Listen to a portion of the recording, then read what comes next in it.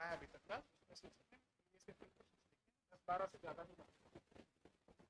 10-12-15 question का test लेने में थोड़ा सा छोटा सा टेस्ट हो जाएगा। मैं ये चाह रहा हूँ कम से कम 30 क्वेश्चन तो मेरे पास अवेलेबल हो, ताकि उसमें से फिगर आउट हो सके कि हाँ हम कहाँ इस तरफ जा रहे हैं। तो ये टॉपिक कंप्लीट होने के बाद फिर आपका मार्केटिंग मिक्स कंप्लीट होगा। उसके बाद अपन एक 30 से 40 क्वेश्चंस का एक टेस्ट रखेंगे, शायद आई थिंक थर्सडे तक आपका टेस्ट हो जाएगा। चलिए बात करते हैं मार्केटिंग अप्रोचेस पे। और मार्केटिंग अप्रोचेस पे अगर हम देखें तो दो अप्रोचेस हम कंप्लीट कर चुके थे। पहली अप्रोच कौन सी थी sir? Product and commodity approach. क्या ये क्लियर थी हमारी? प्रोडक्ट एंड कमोडिटी अप्रोच के बाद हम बात कर चुके थे इंस्टीट्यूशनल अप्रोच, यानी कि जो आपकी संस्थागत अप्रोच होती है, इस पे हमारा पूरा डिस्कशन हो चुका है। दोनों क्लियर है? तीसरी जो अप्रोच है उस पर बात करेंगे सर। तीसरी अप्रोच है फंक्शनल अप्रोच। तीसरी अप्रोच का नाम लिखें, फंक्शनल अप्रोच। तीसरी अप्रोच का नाम लिखें, फंक्शनल अप्रोच।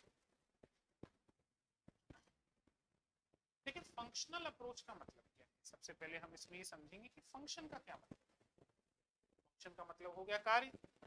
मार्केटिंग के अलग अलग कार्य हो सकते हैं, ये से अलग अलग काम हो सकते हैं। मार्केटिंग प्रोडक्शन हो सकता है, पैकेजिंग हो सकती है, डिस्ट्रीब्यूशन हो सकता है, ब्रांडिंग हो सकती है, प्राइसिंग हो सकती है, आफ्टर सेल सर्विस हो सकती है। बहुत से फंक्शंस होते हैं मार्केटिंग। तो इस अप्रोच में हम क्या कर रहे हैं, हम फंक्शंस पे फोकस कर रहे हैं। इस बार हम मार्केटिंग को एज ए इंस्टीट्यूशन नहीं देख रहे, इस बार हम मार्केटिंग को एज ए कमोडिटी नहीं देख रहे, इस बार हम मार्केटिंग को एज ए फंक्शन देख रहे हैं। इतने सारे फंक्शन है मार्केटिंग, इसको भी देखना है, इस फंक्शन को भी देखना है, इस फंक्शन को भी देखना है। तो हम इस बार मार्केटिंग को एक फंक्शन के रूप में देख रहे हैं और उसके काम कर रहे हैं। इस अप्रोच को क्या नाम दे दिया सर अपने? Function approach. देखिए पढ़ते हैं थोड़ा सा इसके बारे में। The functional approach gives importance on the various functions of marketing. Marketing के जो अलग अलग फंक्शंस होते हैं उसको इंपॉर्टेंस दी जाती है। In this approach, marketing splits into many functions: buying, selling, pricing, standardization, storage, transportation, advertising, packaging, etc. This may be studied one after. पहले नोट कर लो इसको, अंग्रेजी में नोट करो, फिर हिंदी में बात करेंगे, फिर इसको थोड़ा सा समझेंगे।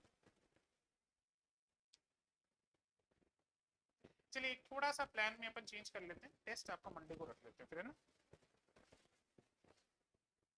15 टू 12 टू 15 क्वेश्चंस पीवाईक्यूज मिल जाएंगे आपको उसमें, और 5 टू 6 क्वेश्चंस मेरी तरफ से एमसीक्यूज आपको उसमें मिल जाएंगे। 20 क्वेश्चन का अपने टेस्ट रख लेते हैं।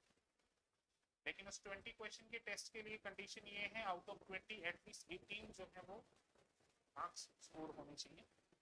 तब हम ये मानकर चलेंगे कि हाँ हमारी स्टडीज जो है वो बिल्कुल सही डायरेक्शन में जा रही है। 17 नंबर आना एवरेज एवरेज सा है, 15 नंबर से नीचे अच्छा, थोड़ा सा ये ध्यान रखें। क्या बेटा? थर्सडे को रखें? चले देख लेंगे, सोच लेंगे उस पर।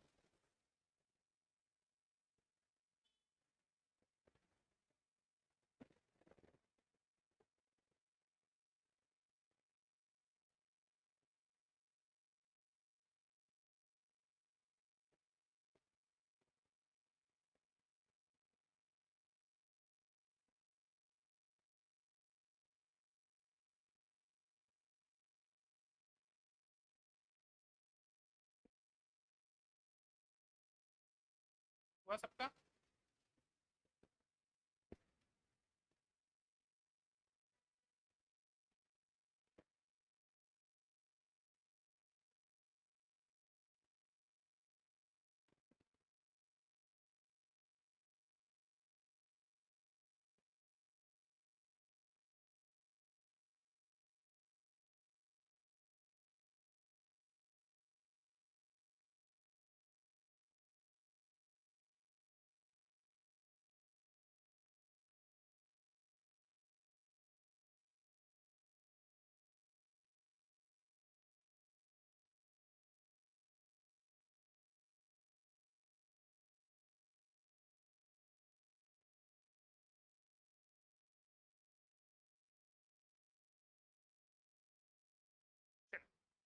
अब एक बार इसको समझने की कोशिश करते हैं कि सर फंक्शनल अप्रोच बेसिकली बताता है। देखो मार्केटिंग में हमने दो अलग अलग अप्रोचेस पढ़ी। एक में कहा कि सर हम इंस्टीट्यूशंस को देखेंगे, उसमें हम बाकी चीजों पे गौर नहीं कर रहे थे, केवल इंस्टीट्यूशंस पे गौर कर रहे थे कि कौन से इंस्टीट्यूशंस होते हैं। एक हमने प्रोडक्ट या कमोडिटी अप्रोच देखा, उसमें हम केवल और केवल आपके प्रोडक्ट या कमोडिटी पे गौर कर रहे थे, बाकी किसी चीजों पे ध्यान आपका नहीं। फंक्शनल अप्रोच में हम क्या कर रहे हैं, सर प्रोडक्ट को हटाओ, इंस्टीट्यूशंस को हटाओ, बाकी सभी चीजों को अलग करो, हमारा पूरा फोकस होगा केवल और केवल फंक्शंस। और मार्केटिंग के बहुत से फंक्शंस हो सकते हैं, जैसे सेलिंग हो सकता है, परचेजिंग हो सकता है, प्रोडक्शन हो सकता है, प्राइसिंग हो सकता है, पैकेजिंग हो सकता है, डिस्ट्रीब्यूशन हो सकता है, लेबलिंग हो सकता है। बहुत से एन नंबर ऑफ फंक्शंस आप डेवलप कर सकते हैं मार्केटिंग में। तो जब हम इन फंक्शंस पे फोकस करते हैं, केवल और केवल इन फंक्शंस को ध्यान में रखते हैं, तो that approach is known as functional approach. Hindi में बात करते हैं, देखिएगा हिंदी में इसको कहते हैं कार्यात्मक दृष्टिकोण। कार्यात्मक दृष्टिकोण क्या होता है सर, देखिएगा कार्यात्मक दृष्टिकोण विपणन के विभिन्न कार्यों पर महत्व देता है। इस दृष्टिकोण में विपणन कई कार्यों में विभाजित होता है, जैसे क्रय, विक्रय, मूल्य निर्धारण, मानकीकरण, भंडारण, परिवहन, विज्ञापन, पैकिंग आदि। इसका एक के बाद एक अध्ययन किया जाता है। यानी मार्केटिंग से रिलेटेड जितने भी फंक्शंस होते हैं उन सब पे हम फोकस करते हैं। कौन सी अप्रोच में सर, फंक्शनल अप्रोच। ठीक, फंक्शनल अप्रोच के बाद नेक्स्ट अप्रोच देखते हैं, that is your management approach. पहले इसको पढ़ेंगे थोड़ा सा। देखिए मैनेजमेंट अप्रोच क्या कहता है कि this approach is the latest and scientific, सबसे नई अप्रोच है और सबसे scientific approach. It concentrates upon the activities of marketing functions and focuses on the role of decision making at the level of firm. This approach is mainly concerned with how managers handle specific problems and situations. It aims through evaluation of current market practices to achieve specific marketing. केवल नाम लिख के छोड़ दो, पहले management approach को समझो कि मैनेजमेंट अप्रोच होती है। कौन से नंबर की अप्रोच है सर, फोर्थ अप्रोच देख रहे हैं। Fourth one is your management approach. Management approach को हिंदी में क्या कहा गया, हिंदी में इसको कहा गया सर प्रबंधन दृष्टिकोण। क्या होता है ये मैनेजमेंट अप्रोच पढ़ते हैं। देखिए अभी इससे जस्ट पहले हमने फंक्शनल अप्रोच पढ़ा था। फंक्शनल अप्रोच में आप क्या कर रहे हो, अलग अलग फंक्शंस पे फोकस कर रहे हो। अब सर ये अलग अलग फंक्शंस कौन करेगा, वर्कर्स, करवाएगा कौन इनसे, मैनेजर्स। जाहिर सी बात है कर्मचारी काम करते हैं और मैनेजर्स काम करवाते हैं। ये जितने भी फंक्शंस होने हैं इन सभी फंक्शंस पे कहीं ना कहीं मैनेजरियल डिसीजन बड़ा इन्फ्लुएंस करता है।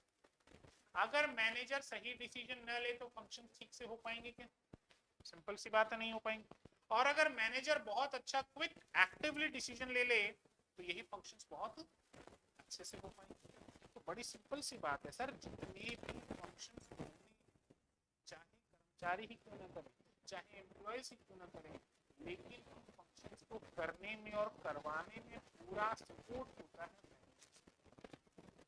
If you don't have एक अच्छा मैनेजर नहीं है आपके पास तो फिर आपके कर्मचारी कुछ भी कर लो कोई फर्क नहीं पड़ने वाला।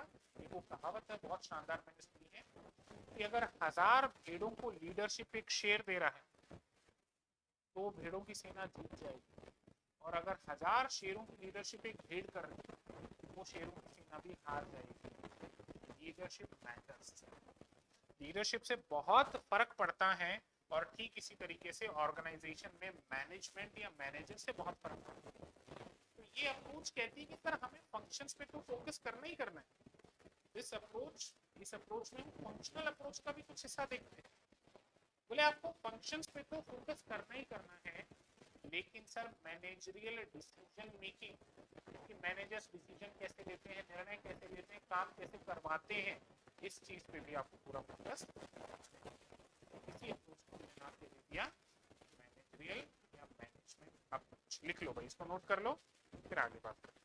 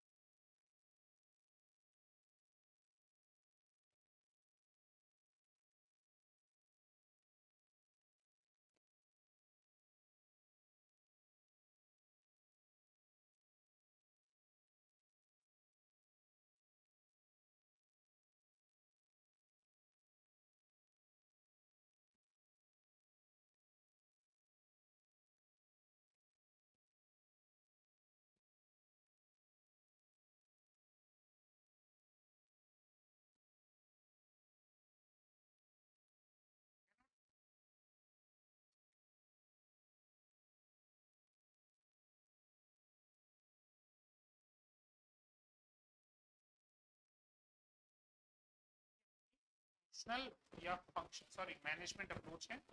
हिंदी में बात करें इसको प्रबंधन दृष्टिकोण कहा जाएगा। यह दृष्टिकोण नवीनतम और वैज्ञानिक है। यह गतिविधियों या विपणन कार्यों पर ध्यान केंद्रित करता है और फर्म के स्तर पर निर्णय लेने की भूमिका पर ध्यान केंद्रित करता है। ये दृष्टिकोण मुख्य रूप से इस बात से संबंधित है कि प्रबंधक विशिष्ट समस्याओं और स्थितियों को कैसे संभालते हैं। इसका उद्देश्य विशिष्ट विपणन उद्देश्यों को प्राप्त करने के लिए वर्तमान बाजार प्रथाओं के मूल्यांकन के माध्यम से मैनेजमेंट अप्रोच थी। अगली अप्रोच देखें sir, system approach. System approach केवल हेडिंग डाल के छोड़ दीजिए। System approach, the system approach can be defined as a set of objects together with a relationship among them and their attributes. System focuses on interrelation and interconnection among the functions of marketing. देखो सुनो ध्यान से, एक हमने पढ़ा sir function approach, एक हमने पढ़ा सर मैनेजमेंट अप्रोच, अब हमें पढ़ना है सिस्टम अप्रोच। तो पहले ये फिगर आउट करें कि सिस्टम क्या होता है। तो sir system is a inter relation और कोलैबोरेशन ऑफ डिफरेंट फंक्शंस, इसी को सिस्टम कहते हैं। अब कहते हैं सिस्टम से चलें, यानी अलग अलग फंक्शंस को जब हम कलेक्टिवली देखते हैं और एक साथ काम करते हैं, उसे कहा जाता है सिस्टम। आप कई बार गवर्नमेंट के लिए भी कहते हो ये शब्द कि सिस्टम खराब हो चुका है, सिस्टम ठीक से काम नहीं कर रहा है। इसका मतलब गवर्नमेंट क्या केवल एक सिंगल काम करती है क्या? एन नंबर ऑफ फंक्शंस होते हैं गवर्नमेंट में। विदेश भी देखना है, देश भी देखना है, पॉवर्टी भी देखनी है, इकोनॉमिक भी देखनी है, एग्रीकल्चर भी देखना है, रेलवे भी देखना है, पोस्टल भी देखना है, मिलिट्री भी देखनी है, सब कुछ, ट्रांसपोर्टेशन भी देखना है। तो बहुत से अलग अलग फंक्शंस को जब हम एक साथ कलेक्टिवली कोलैबोरेट करते हुए चलते हैं तो उसको आप कह देते हो सिस्टम। जैसे एक चीज ध्यान रखें, एक कार का एग्जांपल लेते हैं, सिस्टम को बहुत ध्यान से समझने की कोशिश करिएगा। हमने एक एग्जांपल लेना है सर कार।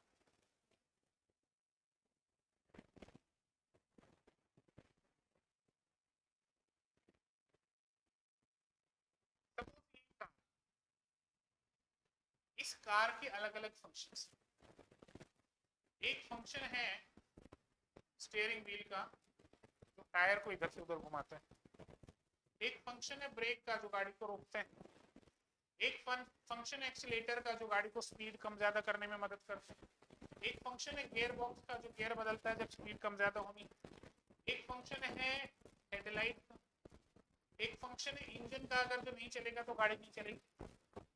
ये सब अलग अलग फंक्शंस, लेकिन गाड़ी इन सब के एक साथ होने से ही चलती है।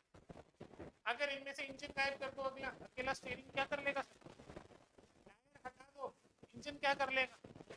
क्लच ब्रेक या फिर गियर हटा दो तो टायर और इंजन क्या कर लेंगे? इसका मतलब ये जो अलग अलग फंक्शंस होते हैं, जब ये साथ मिलकर काम में लिए जाते हैं तो इसको हम सिस्टम का नाम देते हैं। मुद्दा समझ में आया सिस्टम क्या होता है? जैसे आपकी पूरी बॉडी, आपके पैर अलग फंक्शन काम करते हैं, अलग फंक्शन करते हैं, आपके हाथ अलग फंक्शन करते हैं, आपकी आंखें अलग फंक्शन करती हैं। आप सोच के देखिए कि अगर आप अंधे हो जाएं तो चलने में डिफिकल्टी आएगी नहीं आएगी?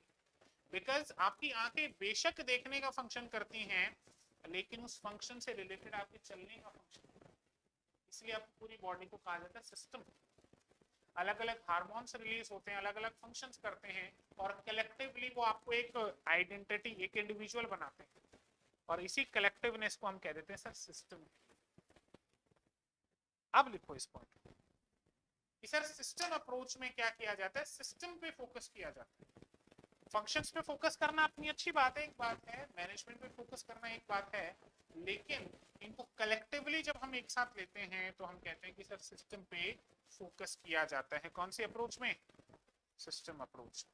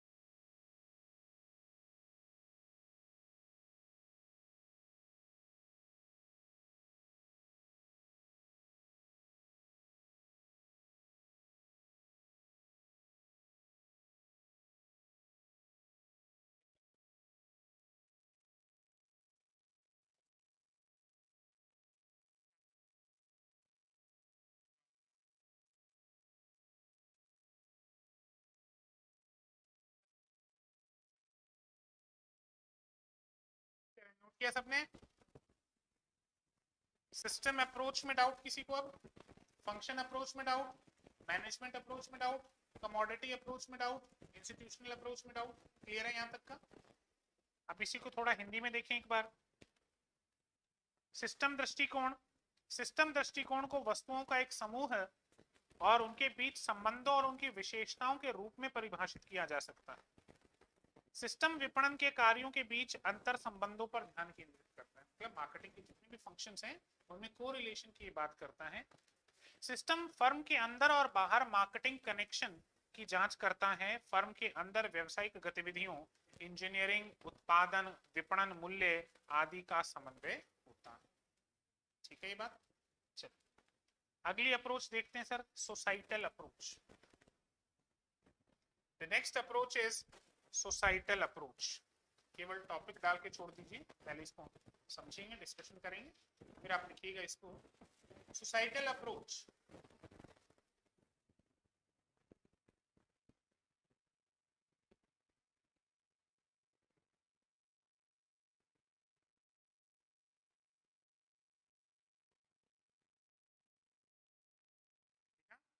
चलिए डिस्कस करते हैं सर, ये सोसाइटल अप्रोच आखिरकार क्या होता है।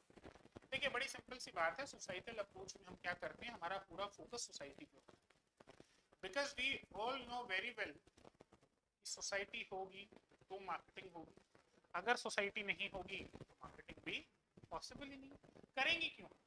आप अकेले हो, आप अकेले मार्केटिंग किसके लिए करोगे? सोसाइटी है तो मार्केटिंग कर रहे हो, सोसाइटी है तो प्रोडक्शन हो रहा है, सोसाइटी है तो एम्प्लॉयमेंट है, सोसाइटी है तो कंज्यूमर्स हैं, सोसाइटी है तो आपको प्रॉफिट है, सोसाइटी है तो आपको नीड्स। तो उसके देखिए, थिंक फॉर अ सेकंड कि आप इस पूरी दुनिया में अकेले, आप अकेले हैं याचिका पूरी दुनिया में, क्या करते हैं? कुछ नहीं करोगे, मर जाओगे आप। क्योंकि जिस दिन आपके दिमाग में ये बात आ जाएगी ना कि पूरी दुनिया में हम अकेले हैं, सर्वाइव नहीं कर सकते, सर्वाइव करके करोगे। हाँ 1-2 घंटे जो मजे लेने खाना पीना वो खा लो, उसके बाद तो खाना वाना सब भी खराब हो जाएगा। कर क्या सकते हो? किसी 1-2 लग्जरी कार में घूमने का, लेकिन किसको दिखाओगे भाई? बहुत बड़ी लग्जरी कार आगे दिखाओगे किसको? बहुत किसी लैविश बंगलों में चले जाओगे, क्या कर लोगे वहां? अकेला कोई नहीं रह सकता। सोसाइटी क्या करती है? सोसाइटी है और सोसाइटी अपनी नीड्स को फुलफिल करने के लिए मार्केटिंग करवाती है। तो अगर आप ये सोचते हैं कि सर आप मार्केटिंग कर रहे हो, आप नहीं कर रहे, सोसाइटी आपसे करवा रही है। अपनी नीड्स को फुलफिल करवाने के लिए सोसाइटी आपसे सब कुछ करवाती है। जिस दिन सोसाइटी की नीड्स पूरी हो गई उस दिन सोसाइटी आपको घी में पड़ी मक्खी की तरह बाहर निकाल के फेंकती है। वास्तविकता है।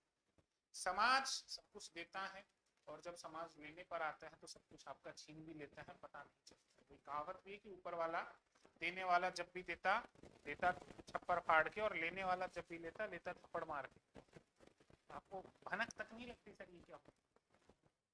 ये वो अप्रोच, ये अप्रोच कहती है कि सर सोसाइटी ही मार्केटिंग करवाती है, तो आप अगर मार्केटिंग कर रहे हो, अच्छी बात है, फंक्शंस पे ध्यान दो, अच्छी बात है, सिस्टम पे ध्यान दो, अच्छी बात है, इंस्टीट्यूशंस पे ध्यान दो, अच्छी बात है, कमोडिटी पे ध्यान दो, अच्छी बात है, मैनेजमेंट पे ध्यान दो, लेकिन सर सोसाइटी, क्योंकि सोसाइटी से बड़ा कोई सिस्टम। बस यही कहा गया इसमें कि this approach has been originated recently. The marketing process is regarded as a means by which society meets its own consumption need. Attention is paid to the ecological factors, sociological, cultural, legal and marketing decisions and their impact on the society as well-being. आप समाज के खिलाफ होकर अगर marketing करो, समाज नहीं छोड़ेगा आपको। आप अगर एक ऐसे समाज में रहते हो जहां पर कोई मान्यताओं को माना जाता है, अगर आप मान्यताओं की अवहेलना करो, उनका मजाक उड़ा के मार्केटिंग करो, सर आप नहीं चल पाओगे। क्लियर है? ये इस अप्रोच में हम ध्यान देते हैं। अब नोट करो,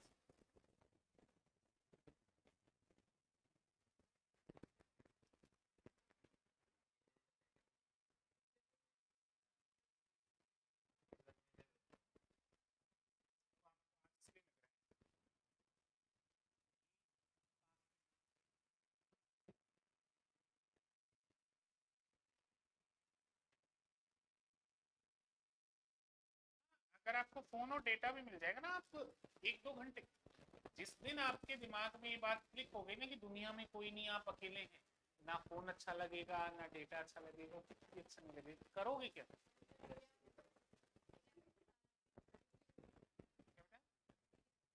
दिखाने के लिए होती है बिल्कुल हर चीज।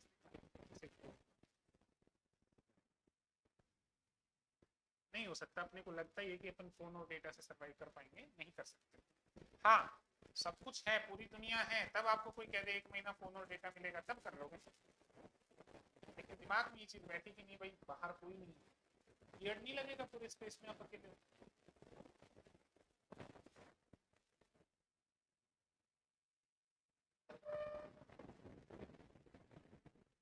सोसाइटी तो सर ऐसी चीज है, सोसाइटी के आगे ना राष्ट्रपति कुछ लगते हैं, ना प्रधानमंत्री कुछ लगते हैं, ना नेता कुछ लगते हैं, ना सरकारें कुछ लगती हैं।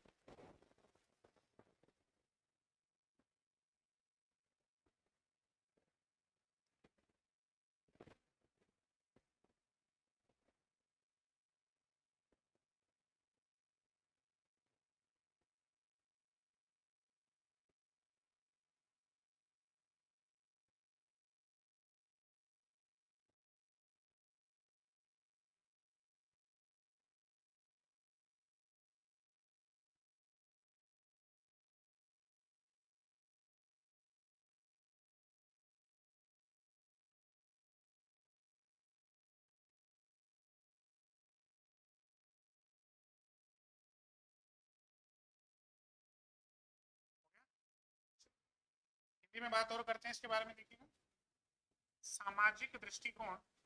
यह दृष्टिकोण हाल में ही शुरू हुआ है। विपणन प्रक्रिया को एक ऐसा साधन माना जाता है जिसके द्वारा समाज अपनी उपभोग आवश्यकताओं को पूरा करता है। पारिस्थितिकी कारकों जैसे समाज शास्त्रीय, सांस्कृतिक, कानूनी आदि और विपणन निर्णयों और समाज की भलाई पर उनके प्रभाव पर अध्ययन किया जाता है कि मार्केटिंग से सोसाइटी में क्या इम्पैक्ट पड़ रहा है, ये चीजें इसमें देखी जाती है। ठीक है, और मार्केटिंग से सोसाइटी को बहुत ज्यादा इम्पैक्ट पड़ रहा है आज के दिन। अगर आप देखें तो नेगेटिव इम्पैक्ट ज्यादा देखने को मिलता है। नई नई चीजें आते जा रही हैं, नए नए प्रोडक्ट्स आते जाते हैं, नए नए कपड़े आते जा रहे हैं, नए नए फैशन आते जा रही है, बहुत सी चीजें जिन्होंने सबसे ज्यादा यूथ को हैम्पर किया। अगर आज के दिन आप, अच्छा हुआ टिकटॉक बैन हो गया, लेकिन अगर आप इंस्टाग्राम या यूट्यूब या फेसबुक वगैरह चला के देखें तो इसमें और भरमार भरी पड़ी है। वही सारी चीजें उस पर शिफ्ट हो गई। तो मार्केटिंग कितनी बुरी होती जा रही, मार्केटिंग करने के तरीके कितने खराब होते जा रहे हैं, एडवर्टीजमेंट्स कितनी वल्गर होती जा रही है, लोग अपने प्रोडक्ट को बेचने के लिए क्या क्या कर रहे हैं, इसका इम्पैक्ट किस पे पड़ रहा है? जनरेशन, ये जो नए बच्चे हैं इन पे पड़ रहा है। जैसे मैंने शायद बताया भी होगा आपको, मेरा भांजा है, उसने अपना एक यूट्यूब चैनल बनाया, इस 5 to 6 year old, लेकिन उसने खुद का यूट्यूब चैनल बना लिया और वो ये कहता घूम रहा है कि 10 सब्सक्राइबर्स हो गए, एक और हो जाएगा तो मुझे गोल्डन बटन मिल जाएगा। बताओ, और वो नए वीडियो बना के लिंक शेयर करता है हमारे पास, लाइक शेयर एंड सब्सक्राइब, क्या करें बताओ? और वायलेंस के वीडियो भी बना रहे हैं, आजकल गानों में बड़ा वायलेंस हो रहा है, वल्गरिटी आती जा रही है, ऐसे वीडियोस भी बना। अब रोकें भी कैसे, रोकें, क्या बोलें, क्या करें, लेकिन खैर आपको देखने को मिल रही है।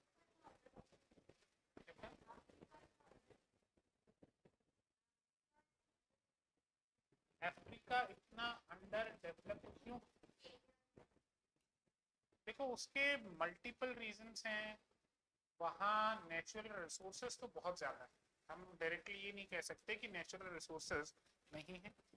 आप शायद जिस पॉइंट ऑफ व्यू से आपका क्वेश्चन था वहाँ पे मोबाइल फ़ोन का कुछ कनेक्शन है। जो मैन्युफैक्चरिंग होती है बैटरीज वगैरह की, वो शायद वहाँ से होती है, एक रीज़न ये भी है। इसके अलावा एजुकेशन जो है वो सबसे बड़ा रीज़न है अफ्रीका के अंडर डेवलप होने का। अफ्रीकन कॉन्टिनेंट जो है वो बेसिकली अलग अलग छोटी छोटी, ये जो होते हैं ना कबीले, ये छोटे छोटे ग्रुप्स, ये छोटे छोटे ट्राइब्स, इनसे मिलकर आपका अफ्रीकन पूरा कॉन्टिनेंट बना हुआ है। तो यहाँ एक हम कह सकते हैं स्टैंडर्डाइजेशन नहीं है, यूनिफॉर्मिटी नहीं है कहीं। क्या कह रहे बेटा? रेस्ट्रिक्ट कर लेते हैं, आइसोलेट कर लेते हैं, एक यूनिफॉर्मिटी नहीं है, और डेवलपमेंट आने में बहुत टाइम लगता है। और भी एन नंबर ऑफ रीजंस हो सकते हैं, एक्सप्लॉयटेशन बहुत ज्यादा हुआ है, कि आपके यूरोपियन कंट्रीज और बाकी ये जो आपके स्पेनिश डच वगैरह, इन्होंने भी बहुत लंबे समय तक उनको अपनी कॉलोनी बना के रखा है। तो ये भी बड़े बड़े रीजंस हैं। गरीबी है, अनएजुकेटेड लोग बहुत ज़्यादा हैं, कई फैक्टर्स काम करते हैं, पॉवर्टी बहुत ज़्यादा है। अचानक से अफ्रीका कैसे आ जाती? हाँ बिल्कुल, सोसाइटी मैटर करती है। तो आप अफ्रीका में देखेंगे तो ये सिचुएशन है। ठीक है, क्लियर? आगे बात करते हैं सर, अगले अप्रोच पे बात करते हैं। Next approach is legal approach. छोटी सी अप्रोच है, पहले केवल लीगल अप्रोच नाम लिख लीजिए, उसके बाद हम डिस्कस करेंगे लीगल अप्रोच। एक कंपनी थी फेयर एंड लवली के नाम से, नाम चेंज किया गया, अब क्या नाम है? You and lovely. लीगल, कई बार क्या होता है समाज प्रेशर बनाता है, उसके बाद आपको लीगल बाउंड्रीज में बंधना पड़ता है। बहुत से प्रोडक्ट आउट हो चुके इन चीजों की वजह से। बहुत से प्रोडक्ट्स को, बहुत सी कंपनीज को अपने लोगोस चेंज करने पड़े। आई डोंट नो, लेकिन जीमेल का भी लोगो शायद चेंज हुआ था, एक मिंत्रा का लोगो चेंज हुआ था। ऐसे बहुत से लीगल रीजंस हो जाते हैं। कई बार हम कुछ प्रोडक्ट बनाते हैं, गवर्नमेंट बैन कर देती है उसको। जैसे सपोज मैं प्लास्टिक बैग बेच रहा हूँ and Mansi is the big, एक बड़ी कस्टमर है मेरी, वो कुछ बेचती है तो प्लास्टिक बैग उनको बहुत चाहिए होती है, मेरी अच्छी मार्केटिंग चल रही, लेकिन सर गवर्नमेंट ने बैन कर दिया, आज के बाद प्लास्टिक बैग्स यूज नहीं करो। तो रेगुलेटरी चीजें, लीगल चीजें जिससे हमें प्रोटेक्शन मिले, हमारा ट्रेडमार्क, हमारा कॉपीराइट, हमारा जो गुडविल है, वो ये सारी चीजें कौन से अप्रोच में आती हैं? लीगल अप्रोच में आती है। ऐसा नहीं कि आपका मन किया और आपने बिजनेस शुरू कर दिया, बहुत सी लीगलिटी आपको देखनी पड़ती है, बहुत से लीगल ऑब्लिगेशंस आपके ऊपर रहते हैं, बहुत सी चीजें फुलफिल करनी पड़ती हैं, तब जाकर आपकी मार्केटिंग हो पाती है। अदरवाइज फॉल्स एडवर्टीजमेंट के मामले में कितनी ही कंपनीज को डांट पड़ी है सुप्रीम कोर्ट से, कितनी ही कंपनी से कई प्रोडक्ट जो हैं वो बैन हो चुके हैं इस वजह से, because they are not up to the mark of FSSAI, और बहुत सारी चीजें होती हैं इसकी वजह से हमें देखनी पड़ती हैं सारी चीजें। लीगल अप्रोच नोट करें इसको, क्या बता? नहीं, लीगल एक्ट्स इंस्टीट्यूशनल अप्रोच में इसलिए नहीं डाले हमने क्योंकि इंस्टीट्यूशनल अप्रोच में हम अलग अलग इंस्टीट्यूट्स को देख रहे हैं। ये बैंकिंग सेक्टर है, ये फाइनेंस दे रहा है, ये ट्रांसपोर्टेशन सेक्टर है, ये आपको ट्रांसपोर्टेशन की सुविधा दे रहा है, ये स्टोरेज दे रहा है। तो वो इंस्टीट्यूशनल में हम एक पर्टिकुलर अलग अलग इंस्टीट्यूशंस की बात करते हैं। लीगल मतलब जो आपको नियम और कानून बताए, जैसे गवर्नमेंट आपको कुछ नियम बता देगी कि अगर आपको बिजनेस करना है तो ये रूल्स एंड रेगुलेशंस आपको फॉलो करने पड़ेंगे। इसमें ऐसा कोई इंस्टीट्यूशन का कोई खासा इन्वॉल्वमेंट नहीं, वो हमने अलग नजरिए से देखा इंस्टीट्यूशन। अब हम देख रहे हैं नियम, रूल्स, कि आप चीजों को कैसे, नोट कर लो भाई।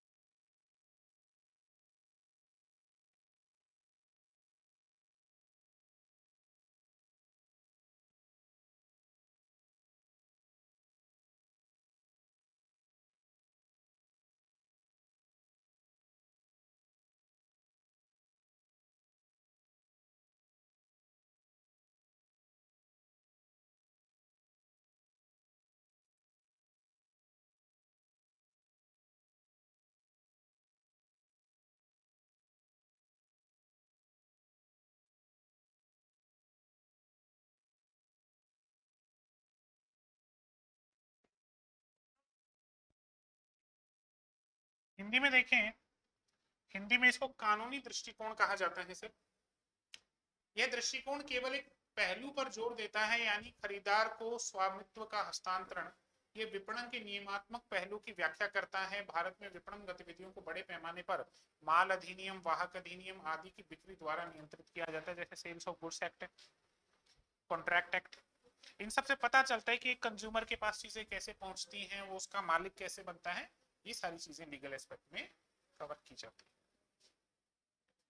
लास्ट अप्रोच लिखें आपकी, इकोनॉमिक अप्रोच, आर्थिक दृष्टिकोण।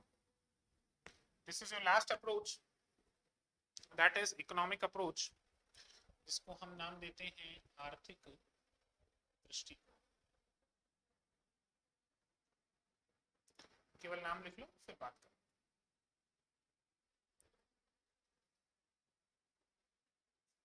नाम लिख लिया सबने? देखो, हमने कई बार ऐसे ग्राफ्स बहुत बनाए, डिमांड और सप्लाई, है ना? अब बताओ इसमें से एक मिनट,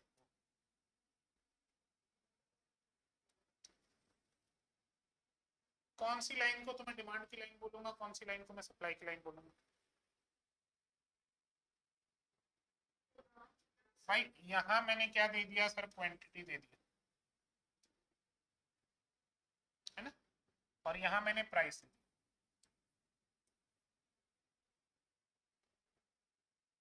अब बताओ,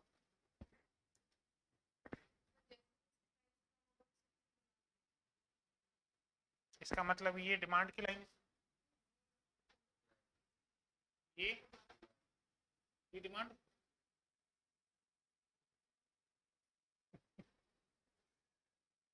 ध्यान से देखो, डिमांड का लॉ ऑफ डिमांड क्या कहता है?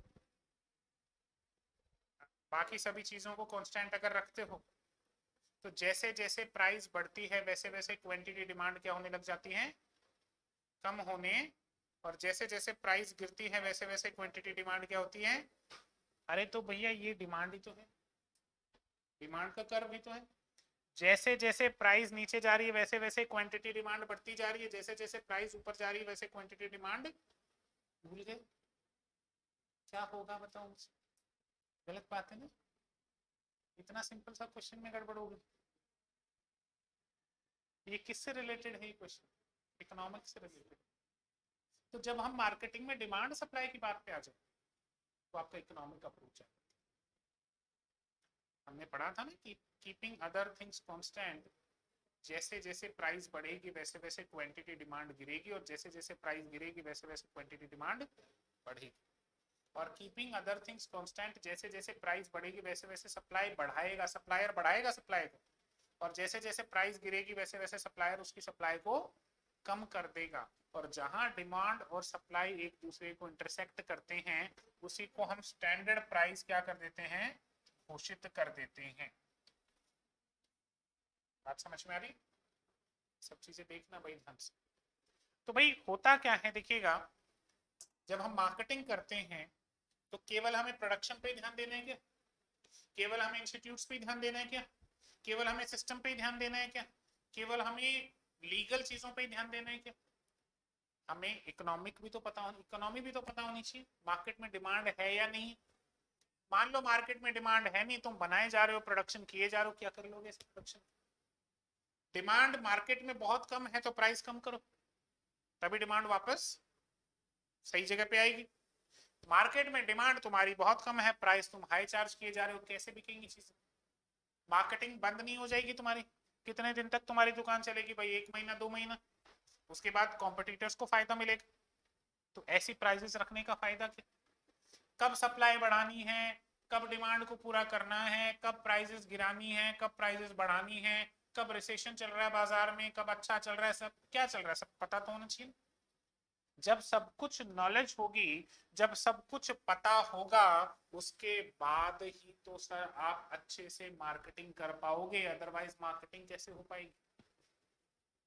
बाजार बिल्कुल मंदी है बाजार में, लोगों के पास परचेजिंग पावर नहीं बची, लोगों के जेब में पैसा नहीं बचा, और तुम नया बिजनेस लॉन्च कर रहे हो, क्या चलेगा नया बिजनेस? कोविड जब स्टार्ट हुआ था, 2019 की बात है, कोविड 2019 में दिसंबर के आसपास अपने देखने को मिला था, इसलिए हम कोविड-19 कहते हैं। मेन इसका जो प्रभाव था 2020 में देखने को मिला था, लेकिन ये शुरू 2019 से ही हो गया था। 2019 के अप्रैल में के आसपास, मई जून के आसपास मेरे फ्रेंड ने एक बिजनेस खोलने की बात सोची, इस साइड की एक रेस्टोरेंट खोलूं। मैंने कहा वेल एंड गुड, अच्छी बात। बोले कैसा रेस्टोरेंट? बोले कपल थीम का एक रेस्टोरेंट खोलूंगा, और बहुत अच्छे से रेस्टोरेंट को मतलब मैं डिजाइन करूंगा, और उसमें एक रोमांटिक वाइब उस रेस्टोरेंट में रहेगी, तो अच्छा खासा मेरा मार्केटिंग होगी और मेरी डिमांड बहुत अच्छी रहेगी। और इस तरीके से मैं खाना वाना जो फास्ट फूड वगैरह है ये मैं सब प्लान करूंगा। उसने बहुत अच्छा एक बिजनेस मॉडल प्लान किया, लेकिन क्या वो चल पाया? क्यों सर? 2019 में लग गया कोविड, कोविड लग गया, फिर 2020 में लग गया लॉकडाउन। उसके बाद से लोगों की जेबों में जो पैसा था, अब तो बहुत वापस हम रिकवर हो चुके हैं अच्छे खासे, लेकिन उस फेज की मैं बात कर रहा हूँ, परचेजिंग पावर आपकी खत्म हो गई थी। तो जिन लोगों के पास घर चलाने के लिए पैसा नहीं था, क्या वो कपल रेस्टोरेंट में आकर डिनर करके जाएंगे क्या सर?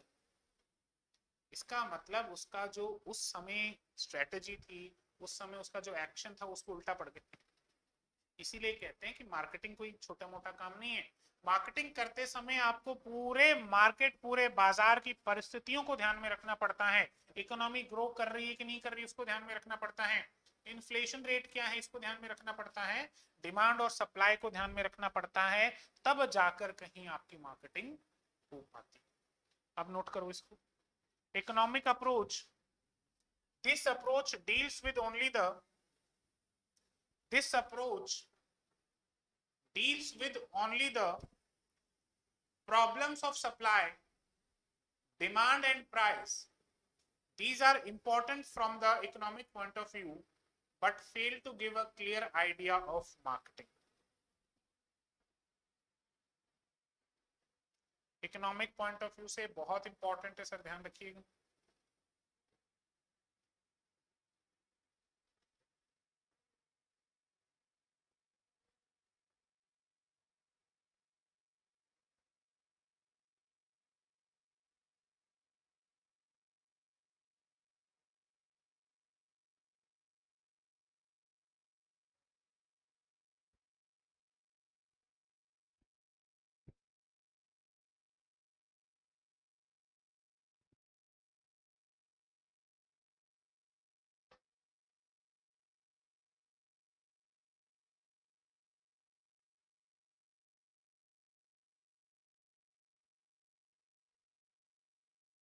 हो गया नोट?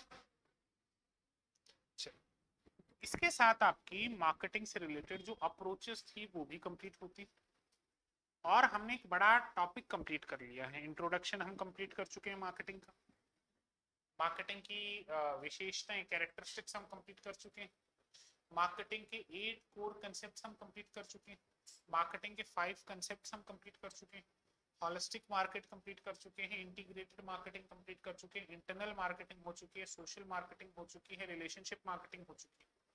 इसके अलावा हमारी मास मार्केटिंग हो चुकी है, निश मार्केटिंग हो चुकी है। हम सेल्स और मार्केटिंग में डिफरेंस देख चुके हैं, हम प्रोडक्शन कंसेप्ट देख चुके हैं, प्रोडक्ट कंसेप्ट देख चुके हैं, सेल्स कंसेप्ट देख चुके हैं, मार्केटिंग कंसेप्ट हो चुका है, सोशल मार्केटिंग कंसेप्ट हमारा हो चुका है, और एंड ऑफ द डे हम टाइप्स ऑफ डिमांड देख चुके हैं, यूटिलिटी पे बात हो चुकी है हमारी, और मार्केटिंग फंक्शंस क्या होते हैं उस पर हमारी बात हो चुकी है। अलग अलग ऑथर्स ने क्या क्या मार्केटिंग फंक्शंस लिए उस पर हमारा डिस्कशन हो चुका है, और फाइनली हमने मार्केटिंग की अप्रोचेस भी कंप्लीट कर दी। तो एक बड़ा आपका सिलेबस का हिस्सा आज कंप्लीट हुआ। हालांकि अभी तक हमारा फर्स्ट यूनिट कंप्लीट नहीं हुआ मार्केटिंग का। मार्केटिंग मैनेजमेंट में 9 यूनिट है, उसमें से अभी तक फर्स्ट हमारा कंप्लीट हुआ नहीं है, लेकिन फर्स्ट यूनिट का 70% हिस्सा, 80% हिस्सा हमारा कंप्लीट हो चुका है।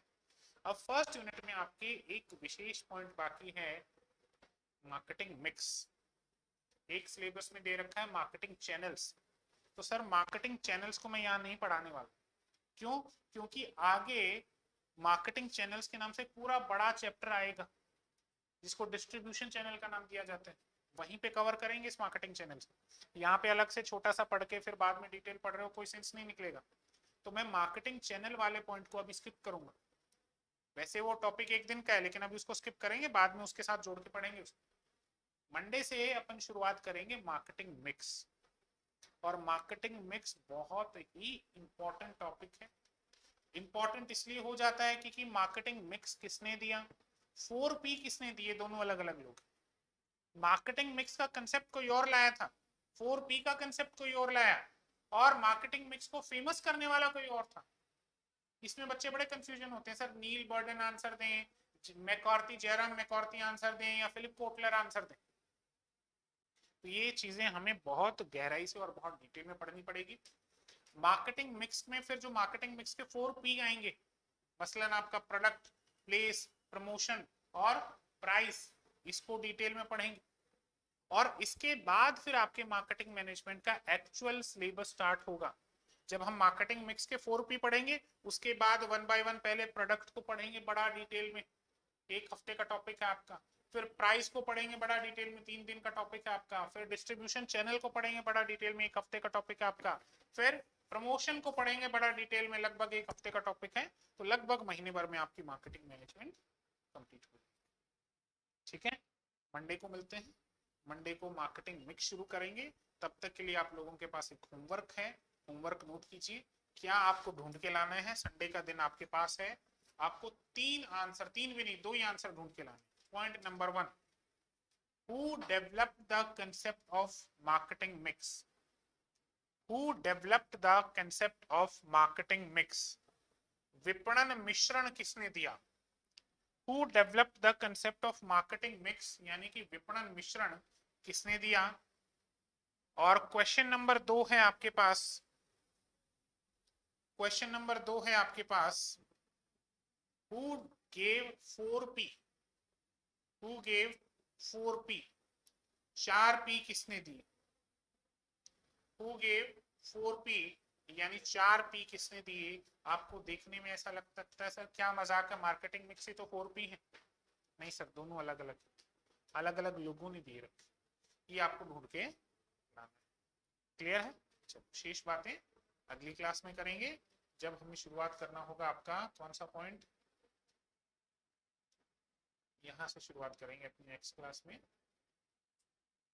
Marketing mix. ठीक है, चलिए आज के लिए इतना ही, अगली क्लास में मिलते हैं।